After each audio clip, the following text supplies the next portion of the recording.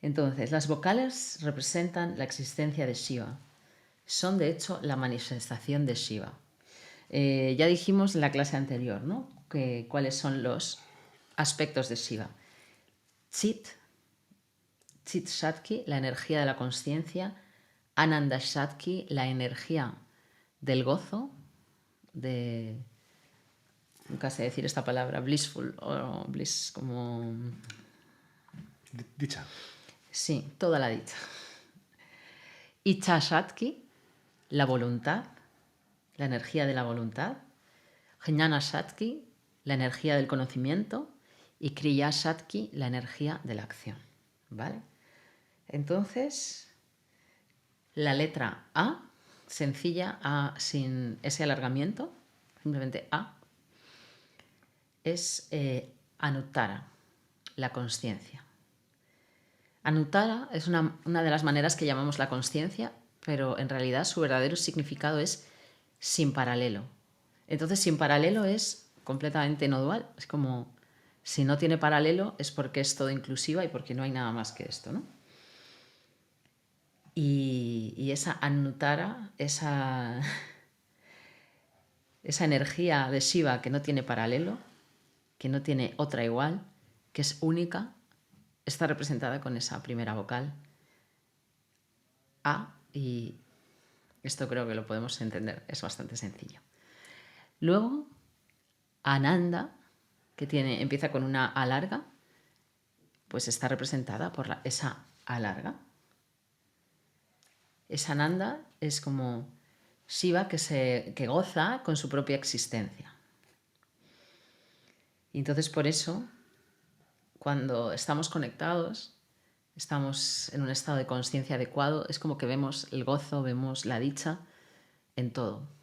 ¿Vale? Entonces esa energía, Ananda, ese aspecto Ananda está representado por la A larga.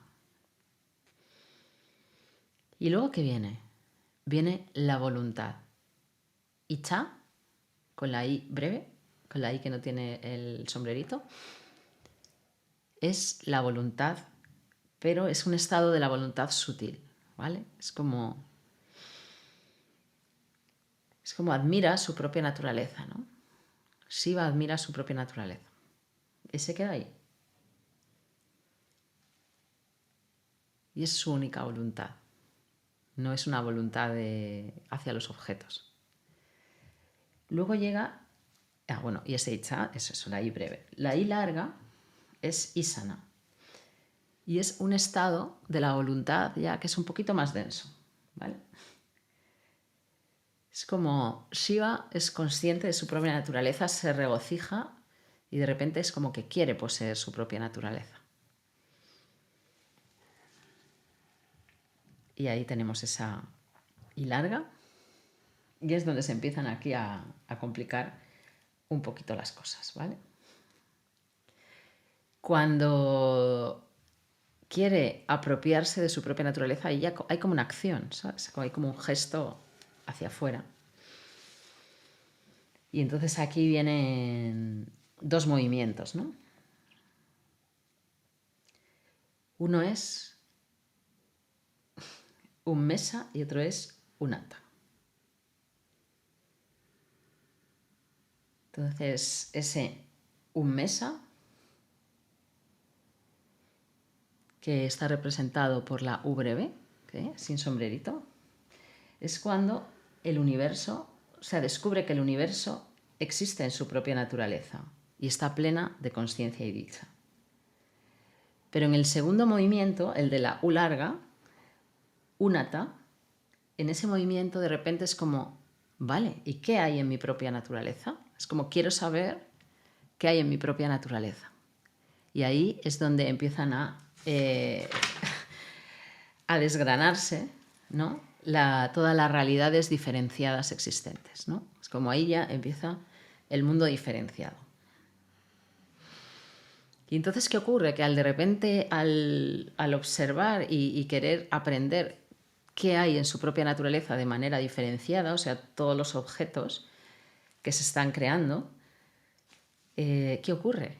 Que Shiva tiene como un miedo, le entra como una aprensión de perderse ahí, ¿no? De que todos esos estados de Anuttara, de Ananda, disminuyan, ¿no? Es como una aprensión. Por supuesto, no está disminuyendo ni su conciencia, ni su unidad, ni su dicha, ni su voluntad más sutil. Nada de eso está desapareciendo. Pero ese temor, ese miedo a que disminuya su unidad, que disminuya su estado sin igual, pues hace que vuelva a sí mismo. Vuelve a traer la atención de nuevo hacia el mundo interno, hacia lo subjetivo. Y eso lo hace en 2 movimientos, ¿no? Uno es la intención de regresar y otro es la confirmación de la intención de regresar. Entonces ahí ya prepara café. Uno es ri y otro es ri. ¿Vale? Y luego hay un establecimiento de esa intención y una confirmación del establecimiento de la intención. O sea, que realmente vuelve a su ser. Entonces, hay otras 2 acciones hacia el interior y una es el ri, esa L es como si dices little, pues esa L es como así, el ri, y el ri.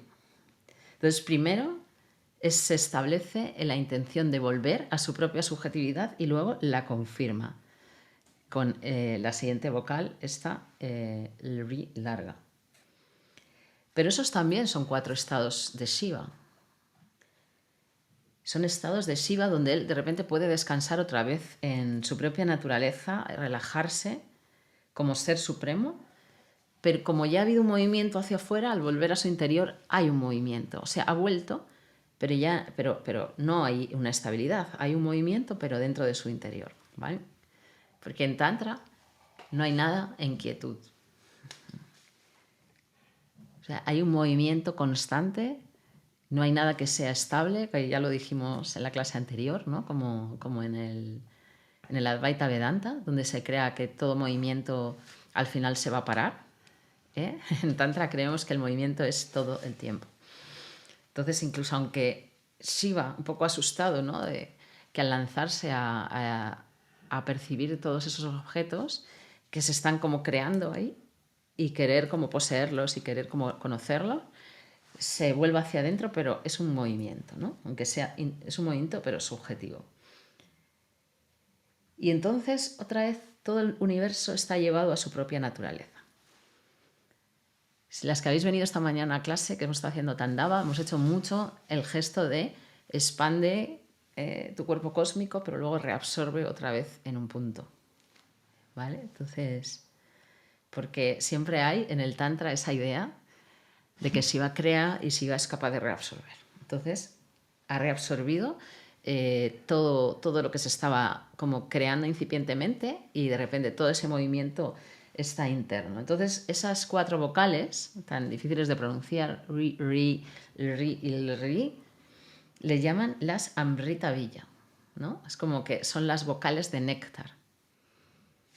Están como limpias otra vez porque han vuelto a la interioridad de Shiva, ¿vale? Entonces le llaman las vocales de néctar y entonces al volver todo el universo a su propia naturaleza decimos que Shiva está en estado eunuco, le llaman así, que me ha encantado lo de Shiva eunuco. Es como ha querido, o sea, ha tenido como la llamada a crear, ha dicho, a ver si la voy a liar creando la creación. Que ya veis que, claro, los objetos externos al final son un lío para todos. Entonces, empieza a tener un poco de aprensión de que esa creación pues haga que se pierda su esencia y entonces se queda como en estado eunuco. Pero claro, la realidad que es que Lord Shiva, siempre pleno y es siempre dichoso, ¿no? Y entonces cuando vuelve a tener esa seguridad, pues ¿qué ocurre? Que empieza a decir, vaya, pues qué pena, ¿no? Qué pena porque iba a crear todo ese universo y pues eso, como que ha habido un miedo que me lo ha impedido, ¿no? Y entonces, ¿qué hace Shiva? Venga, vamos a permitir la creación de alguna manera. es importante, no sé si, bueno, yo esto lo he leído en algún texto, no sé si es el caso pero o sea, esta teoría de las letras del alfabeto sánscrito es en realidad la creación del universo, ¿no? Sí, sí, total. Vale, que eso no lo hemos dicho. O sea, lo que estamos planeando, o sea, lo que estamos explicando, lo que está explicando Mar aquí, es como el sibarismo de Cachemira, que es una vía muy pragmática y muy directa, pero a la vez es muy precisa y muy extensa en el conocimiento. Entonces, lo que está explicando Mar es cómo ve el sibarismo de Cachemira la creación del universo. ¿Por qué se crea? Sí, solo eso. Sí. Bueno, de hecho, Shiva es el universo y el universo es Shiva, ahora lo veremos, ¿no? Entonces, luego sí, también hay otra teoría maravillosa del Shiva Natarayam, ¿no? Que también tiene que ver con esto que estamos explicando aquí, porque el Tantra siempre te explica las cosas de mil maneras, ¿no? Y esta vez pues te lo está explicando pues como con esta fábula de cómo Shiva crea el universo.